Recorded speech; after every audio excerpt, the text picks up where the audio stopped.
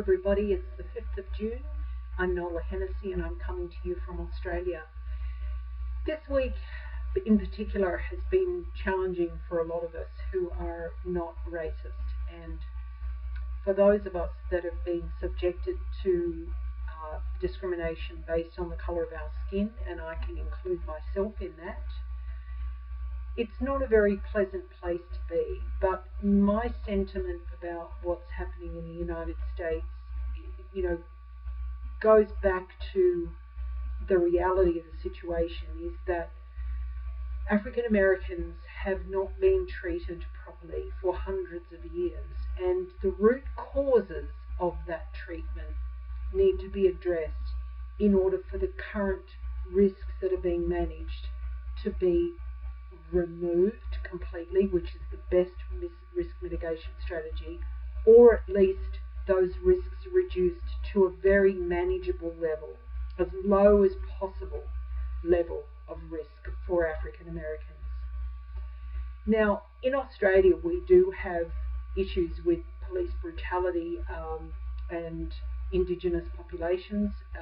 We do have discriminatory practices that affect not just Indigenous but non-Indigenous members of the population. And I can't speak as an American citizen because I'm not an American citizen. I'm an Australian citizen. But I do know as a fact that when children are born, they're born without bias. They're born without prejudices. They're born with a clean slate.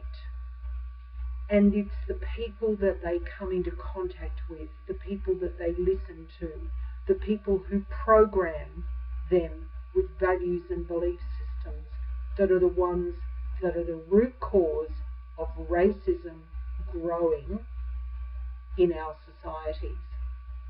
So anybody who has the opportunity to influence children must take steps to change the dialogue. When we see colour, and look, I'm wearing a white jacket. If I had a black face wearing a white jacket, would I stand out anymore? Would it really matter? These are all questions that we're all asking ourselves. What does it matter what colour somebody is?